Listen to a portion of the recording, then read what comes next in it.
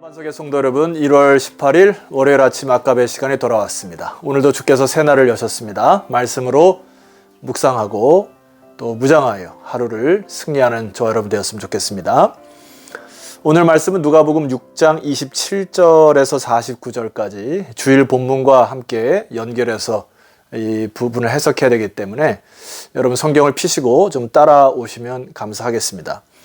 예수님이 12제자를 택하신 이후에 복과 화해 저주를 말씀하시고 선택하라 하시고 그 이후에 계속해서 말씀을 그들에게 주셨죠. 그리고 결론적으로 이제 7장을 가기 전에 예수님이 그 모든 말씀에 결론적으로 이렇게 결론을 내리십니다. 먼저 46절로 한번 내려가 보시죠.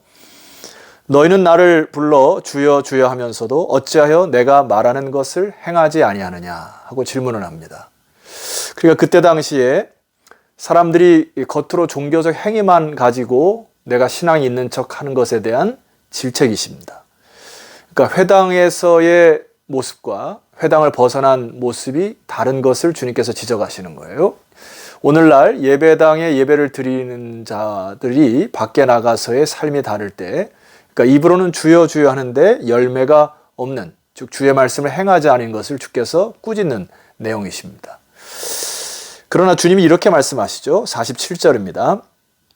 내게 나와 내 말을 듣고 행하는 자마다 누구와 같은 것을 너희에게 보이리라 하면서 주님의 말씀을 듣고 행하는 자는 48절 이하에 보면은 그 주추를 반석 위에 놓는 것과 같아서, 그러니까 하나님의 말씀을 듣고 행하는 것이 든든한 기초를 쌓아 이제 그의 기초 위에 신앙의 열매들을 거둘 수 있고 또 집을 지을 수 있는 든든한 기초가 되는 것이니라 하고 주님이 이제는 너희들이 내 말을 들었으니 잘 듣고 행하는 자가 되거라 하고 제자들과 저와 여러분들에게 말씀하는 것이죠.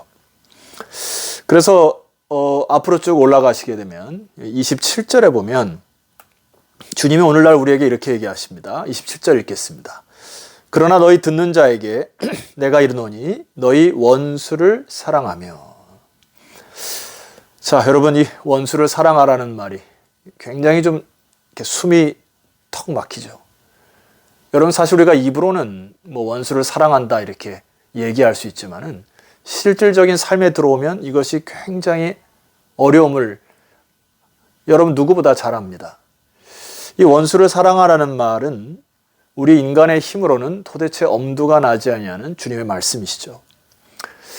도대체 주님이 왜 이 말씀을 하셨을까요?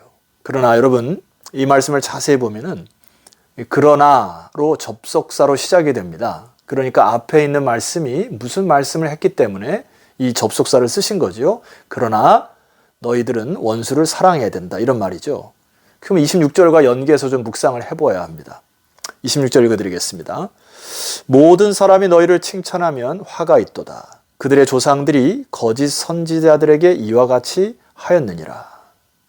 자, 이게 무슨 말이냐면은 그때 당시에 거짓 선지자들, 조상들의 조상의 거짓 선지자들이 세상과 적당하게 타협하면서 살아갑니다.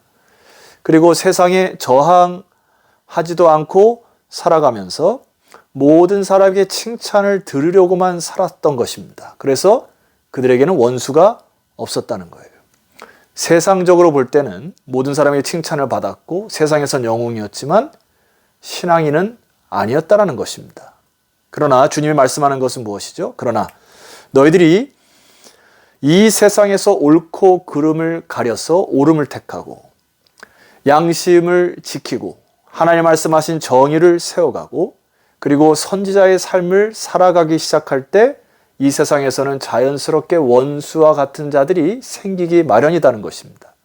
여기에 원수는 우리가 잘못해서 내가 어떤 죄를 져서 원수로 그냥 도덕적으로 혹은 윤리적으로 혹은 관계적으로 깨진 그런 원수가 아니라 내가 주의 진리의 말씀을 붙들고 성실하게 살다 보니까, 타협하지 않고 살다 보니까, 그리고 이 말씀 붙들고 끝까지 꿋꿋하게 살아가니까 이제 빛이 오기 때문에 어둠과 같은 원수들이 주변에 생기는 그런 원수들을 말하는 것입니다.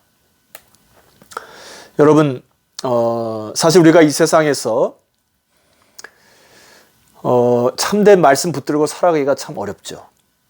그리고 오늘 주님 말씀대로 이 원수를 사랑한다는 건 너무나 어렵습니다. 거기에 한계가 있어요. 그리고 우리가 해봐도 그들을 잘 대어줘도, 마음속에 미워한 자들을 잘 대어줘도 대부분 그들은 역으로 감사하지도 않고 우리들의 호의를 무시하거나 혹은 유린하는 경우가 대다수일 것입니다. 그래서 주님은 단순히 우리에게 원수를 사랑하라는 강요하신 것이 아니에요. 오늘 28절 말씀 보면은 구체적인 실천사항을 주십니다. 28절 읽어드리겠습니다. 너희를 미워하는 자를 선대하며 너희를 저주하는 자를 위하여 축복하며 너희를 모욕하는 자를 위하여 뭐하라 합니까? 기도하라 합니다. 이 원수를 사랑할 수 있는 힘과 근원은 바로 기도로부터 시작된다고 주님께서 말씀하신 거예요. 예를 하나 들어봅시다. 여러분들이 시골에 있을 때 혹은 살아갔을 때 시골에 이렇게 샘들이 있죠. 샘들이 더러워질 때 그것을 깨끗게 하는 방법이 무엇이 있습니까? 거기다가 뭐 약품을 붓는다든지 아니면 다른 물을 계속 갖다 붓는다든지 뭐 나무로 청소한다든지 그것은 안 되죠. 무엇이 그 샘물을 깨끗하게 합니까? 속에서 터져 나오는 새로운 물이 계속해서 흘러서 더러운 물을 몰아내고 그 새로운 물이 자리를 잡을 때 비로소 그 샘물이 깨끗한 것이죠.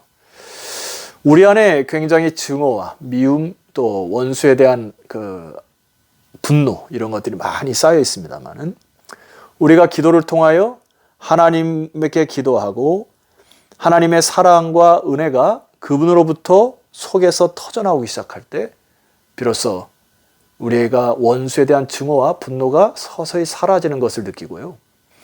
하나님의 마음과 하나님의 관점으로 그 영혼을 바라보게 시작하는 그러한 때를 여러분 경험했던 적이 있을 것입니다.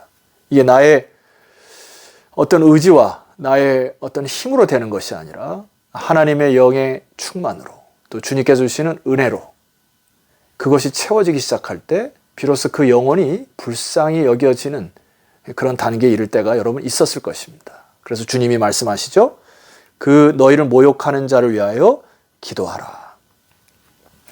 하나님의 사랑을 우리가 아가페 사랑이라고 얘기하죠. 이 아가페 사랑은 여러 가지 표현할 수 있지만은 그 아가페의 근원적인 뜻을 보면 무조건적인 사랑이다. 이렇게 표현하십니다. 하나님이 우리를 그렇게 사랑하셨어요. 무조건적으로. 먼저 저와 여러분을 그렇게 품으셨단 말이죠. C.H. 다드라고 하는 신학학자는 이 아가페를 그럼에도 불구하고의 사랑이다. 이렇게 표현합니다. 우리가 죄인임에도 불구하고 우리가 하나님과 원수 되었음에도 불구하고 하나님 먼저 우리를 품으셨으므로 이제 우리는 우리의 마음의 원수와 또 여러분의 왼수들을 기억하여 그 영혼을 품고 기도하기 시작할 때 주님의 은혜의 샘물로 사랑에 공급하시는 그 힘으로 그들을 사랑할 수 있는 단계에 이를 것입니다. 주님께서 말씀하신 것이죠. 자, 두 번째 주님께서 말씀하시는데요. 오늘은 좀 여러분 굉장히 좀 어려운 부분이 있지만 결과적으로는 굉장히 마음이 따뜻해질 것입니다. 자, 두 번째 주님께서 우리에게 말씀하시는 것이 37절의 말씀 보니까 비판하지 말라. 자, 이것도 굉장히 낯선 명령입니다. 민주주의의 근간은 건전한 비판과 건강한 비판이 꼭 필요하죠. 그래서 서로 간에 뭔가를 세울 때에 이 비판력이 필요하죠. 그런데 여기서는 그런 비판이 아니고요. 헬라어 원어를 보게 되면 이제 크리노라고 하는 단어를 쓰게 됩니다. 이 크리노라고 하는 단어는 법정 용어인데 검사가 재판을 기소할 때 그러니까 어떤 사람을 죄인으로 완전히 단정해 놓고 그 사람의 죄를 막 드러내기 위하여 계속 그의 잘못을 끄집어낼 때 사용되는 단어가 바로 이 비판이라는 단어입니다. 자, 두 번째 단어는 정죄하지 말라라고 하는데 이 부분까지 해석하고 그 다음에 이 부분의 두 번째 결론을 좀 내리고자 합니다. 자, 이 정죄하지 말라고 하는 것도 법정 용어입니다. 이것은 판사가 최종 선고를 내리는 용어예요. 이게 땅땅땅 때리는 용어입니다. 자, 이 주님께서 비판하고 정죄하지 말라는 이유가 무엇일까요? 인간이 함부로 다른 사람을 내 개인의 생각과 판단으로 저 사람은 용서할 수 없고 심판받아야 마땅하고 너는 죽어야 되고 이런 최종적인 판단을 하지 말라는 것입니다. 여러분, 선악과의 선악을 옳고 그름을 주관할 수 있는 분은 하나님이심을 기억하셔야 한다는 것이에요. 왜냐하면 이렇게 여러분들이 마음속으로 이 정죄를 하고 비판을 해서 마침표를 찍어버리게 되면 하나님의 영이 어떻게 역사할 수 있습니까? 그러니까 하나님께서 하실 일까지도 여러분들이 단정하여 죄를 짓는 것입니다. 하나님은 얼마든지 그의 영혼을 찾아가셔서 그를 회개시킬 수 있는 능력이 하나님께 있으므로 우리 인간이 함부로 다른 사람을 비판하거나 정죄하는 것 하지 말라고 하시는 겁니다. 세 번째를 한번 살펴봤으면 좋겠어요. 37절로 내려가시면은 용서하라고 하십니다. 그리고 뭐라고 얘기하시면 그리하면 너희도 용서를 받는다. 이렇게 얘기를 하세요. 그리고 38절에 보면 주라 이렇게 얘기하시는데요. 38절을 제가 한번 읽어드리겠습니다. 주라 그리하면 너희에게 줄 것이니 곧 후히되어 누르고 흔들어 넘치도록 하여. 이 후히되고 누르고 흔들어 넘치도록 하여는 그때 당시 시장 용어에서 쓰는 단어랍니다. 뭐 단골을 손님이 오셨을 때 일반 손님과 다르게 더 덤으로 얹은다거나 막 흔들어서 더 꽉꽉 눌러줘서 단골이 끊임없이 올 수 있도록 그렇게 하신다는 건데 너희에게 안겨주리라. 주님의 약속이죠. 그러면서 주님이 이런 얘기를 하세요. 너희가 헤아리는 헤아림으로 너희도 헤아림을 도로 받을 것이니라. 자, 여러분 우리가 좀 주의해야 할 단어가 여기 헤아림이라고 하는 단어인데 이것도 시장에서 쓰는 용어입니다. 어떤 재는 기준을 뜻해요. 그러니까 이 단어는 중립적이에요. 어떤 사람을 나쁘게 헤아릴 수도 있고 좋게 헤아릴 수도 있죠. 그러니까 주님의 말씀을 두 가지로 다 해석할 수 있습니다. 너희들이 다른 사람을 용서하면 내가 너희를 용서할 것이고 너가 다른 사람에게 주면은 내가 후히 누르고 흔들어 넘치도록 채워주기는 주권이 누구에 있다는 겁니까? 주님께 있다는 거예요. 반대적으로 너희가 다른 사람을 비판하는 것으로 정죄하는 것으로 재고 재단하고 옳고 그름을 분별하여 여러분들이 비판하면 도로 그 비판을 받을 수 있다는 것입니다. 성도 여러분, 우리가 주변의 사람을 혹은 내 마음속에 힘든 사람들을 용서하고 또 사랑할 수 있는 이유가 어디 있습니까? 주일날 말씀드렸던 것처럼 이 모든 만물을 주관하시는 하나님이 선악과를 우리에게 주시고 우리에게 안전장치를 주시고 우리를 지켜보려고 하셨고 우리가 죄를 지었을 때 가죽옷을 지어 입히셔서 하나님께서 하나님의 작정 가운데 또다시 우리를 덮으시는 그 은혜가 우리에게 오늘 동일하게 적용되는 거 아닙니까? 이 모든 주권이 하나님에게 있는 것이에요. 그러므로 우리는 이 세상 살아갈 때 주님에게 기도함으로 무릎 꿇음으로 함께 주님으로부터 은혜와 사랑을 가지고 같이 아파하고 같이 슬퍼하고 죄에 대하여 함께 고통하고 그리고 웃을 때 함께 웃고 기쁘게 함께 웃을 수 있는 그러한 사람 또 그러한 공동체가 되어야 합니다. 자, 성도 여러분, 오늘날 우리가 이런 시대에 오늘 주님께서 말씀하신 사랑하고 용서하고 그리고 비판과 정죄에서 벗어나는 길이 무엇입니까? 마지막 결론으로 제가 39절 이하를 말씀을 좀 드려보도록 하겠습니다. 또 비유로 말씀하시되 맹인이 맹인을 인도할 수 있느냐? 둘이 다 구덩이에 빠지지 아니하겠느냐? 41절 어찌하여 형제의 눈 속에 있는 티는 보고 내 눈 속에는 들보는 깨닫지 못하느냐? 42절 너는 내 눈 속에 있는 들보를 보지 못하면서 어찌하여 형제에게 말하기를 형제여 나로 내 눈 속에는 티를 빼게 하라 할 수 있느냐? 외식하는 자예요. 먼저 내 눈 속에서 들보를 빼어 그 후에야 내가 밝히 보고 형제의 눈 속에서 있는 티를 빼리라. 예수님은 외식이 무엇인지를 43절에서 45절까지의 나무 이야기를 얘기를 하십니다. 겉으로 보니까 많은 열매를 맺어서 너무 쉽게 다가갔는데 아니 그만 옆에 다가갔는데 나무가 가시나무예요. 겉으로 볼 때 열매가 없고 그냥 온몸이 찔리는 가시나무입니다. 바로 이것이 외식이라는 거예요.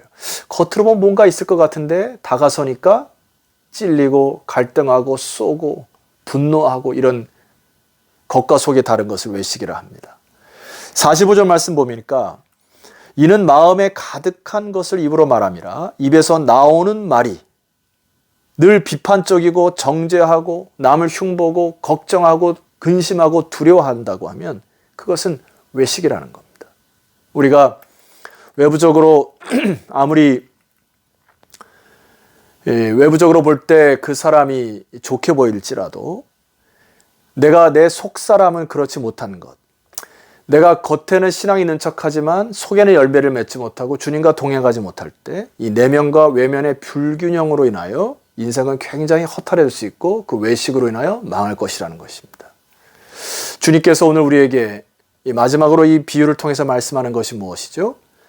가치 판단의 기준을 다른 사람에게 재는 것들을 거두고 이제는 자신에게 먼저 비추라는 겁니다. 그래서 주님과의 먼저 잃어버린 영적 관계를 회복하고 하나님께 무릎 꿇어 기도함으로 주님께서 주신 은혜와 사랑이 속에서부터 터져나오는 그 은혜와 사랑과 진리를 회복함으로 오늘 주님께서 이 말씀하신 말을 듣고 행하는 축복으로 열매 맺는 인생 되시기를 주의 이름으로 축원합니다. 기도드리겠습니다. 하나님 아버지 감사합니다. 1월 셋째 주를 맞이하여서 이제 또 이 한 주를 시작해 하셨으니 감사합니다. 오늘 우리 주 예수 그리스도의 말씀을 듣고 행하는 자들 되게 하셔서 이제 열매 맺는 신앙인, 그리고 함께 웃고 함께 울고 함께 아파할 수 있는 그런 공동체성을 회복하는 우리 모두가 되게 하여 주옵소서. 예수 그리스도의 이름으로 기도드렸사옵나이다. 아멘. 자, 성도 여러분, 내일 아침은 누가복음 7장으로 찾아뵙도록 하겠습니다. 내일 뵙겠습니다.